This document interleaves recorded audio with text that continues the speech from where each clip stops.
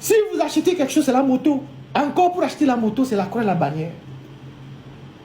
Donc vous n'avez pas le droit à une belle vie. Ford est dans les jets privés. Il est dans les Maybach. Il est dans les G-Wagon. Il a plein de véhicules de luxe à la maison. Ces femmes non. Mais vous préférez aller à pied et demander de l'argent aux gens. Quand vous partez en mission, vous ne voyez pas vos collègues béninois, ghanéens, nigérians, maliens. Vous ne voyez pas leur vie. Ça ne vous intéresse pas d'avoir cette vie-là. Vous préférez les saletés. Vous êtes ceux qui jouent le plus la Lonato. J'ai un ami qui me dit, Ferdinand, ma journée, je vais aider les officiers à jouer l'autosport, Lonato. Je fais beaucoup de... il y a des gens qui me disent ça, qu'ils font beaucoup de... Comment vous appelez ça? Forecast, c'est ça? Ils font beaucoup de probabilités pour les jeux loto là. Ils font ça et ils vont vendre ça aux officiers. Aux officiers et aux magistrats. Mais si le Togo est un bon pays, vivable, et que vous êtes bien payé, vous allez jouer le NATO, vous les officiers. Les soldats devront peut-être. Il y a même les magistrats au Togo. Juge les Daloto, le NATO. Juge le Togo, magistrat. Au fond, on les Daloto, matin, midi, soir. Juge. Des vieux, on a fait qu'à sauver ça dans le numéro, on a le bureau. Mais vous préférez cette vie de misère à un pays où il y a l'état de droit qui profite à nous tous. C'est une première série d'interpellations que nous sommes en train de faire à l'endroit de vous les soldats et surtout les officiers. Fort Gnassingbé n'a que foutre de vous.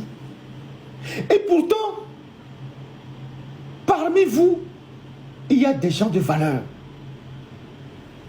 Mais dans un régime autoritaire, il suffit que quelqu'un mente dans le compte de l'autre par jalousie. En disant, ah, l'officier là, l'officier Penzou là, hier, il causait avec Ferdinand, donc c'est un traître. On t'arrête tout de suite. Et comme ce n'est pas un état de droit, tu n'as pas le droit à la parole. Tu ne peux pas te défendre. On t'envoie au Niouf, on te torture, on te dit d'avouer ce que tu n'as pas fait. Et on détruit ta vie comme ça. Et c'est comme ça qu'on arrête beaucoup d'entre vous dans l'armée. Parce qu'on t'a vu fréquenter quelqu'un, on t'a vu discuter avec quelqu'un, tu as échangé avec quelqu'un, ou tu as émis un avis. Ce qui ne devait même pas créer un problème, on t'en crée un problème parce que il y a quelqu'un, ou il y a un de tes patrons qui t'envie, ou bien un subalterne t'envie, quelqu'un t'épie, on sait que tu as de la lumière, on te sabote, on t'arrête. On invente une histoire. Et comme dans ce système-là, il n'y a pas de justice, on t'envoie en prison, et tu meurs en prison.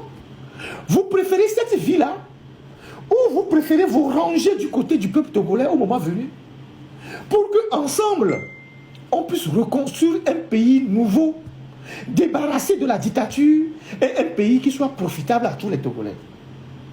Je vous lance ce message. C'est un message qui vient du fond du peuple togolais. À vous les soldats, à vous les sous-officiers, à vous les officiers subalternes, officiers supérieurs. Vous préférez continuer par vivre tel que vous vivez aujourd'hui, ou vous voulez finir comme la plupart d'entre vous, les Tidjani, les Memel, les colonels Ali que je viens de citer, et tous les autres.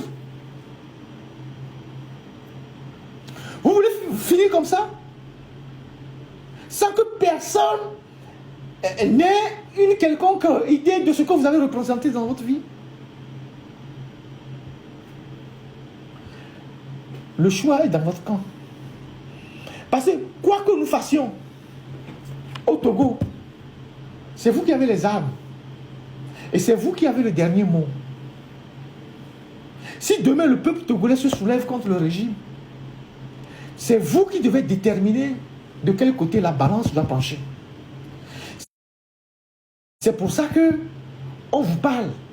Madame Nyakade, qui a passé à peine 2 ans au ministère des Armées, a fait beaucoup pour vous. Énormément pour vous. Elle a fait le titre foncier de la plupart des casernes. Il n'y avait pas de titre foncier dans les casernes. C'est elle qui a fait tout ça. Elle a débloqué vos avantages. Elle a réglé un certain nombre de problèmes que vous avez. Mais on l'a arrêtée. Elle est en prison. Dans une petite chambre quelque part là-bas à la cité du Millénium. Fermée à double tour. Elle n'a même pas le droit à un bout de papier pour rédiger quoi que ce soit. Elle n'a même pas le droit de lire une Bible. Elle n'a même pas le droit d'utiliser un bouilloire pour chauffer de l'eau. Elle a 64 ans. Et à 64 ans, on a quelques maladies qui arrivent. C'est une femme. Elle a le droit d'utiliser un peu d'eau chaude. Même elle a demandé qu'on lui apporte un bouilloire. Le bouilloire peut rester auprès des soldats. Elle va chauffer l'eau. Le matin, elle leur donne ça. Ils ont refusé. Elle n'a droit à rien. Et vous, les militaires, les officiers, aucun d'entre vous n'a le courage de faire une délégation, d'aller voir M. Faure Gnassingbé pour lui dire, mais écoutez, vous ne pouvez pas faire ça à cette dame-là. Elle était quand même ministre de la Défense. Qu'est-ce qu'elle a fait de grave? Même si elle a fait quelque chose de grave, vous ne pouvez pas la traiter ainsi. Tout le monde. Silence.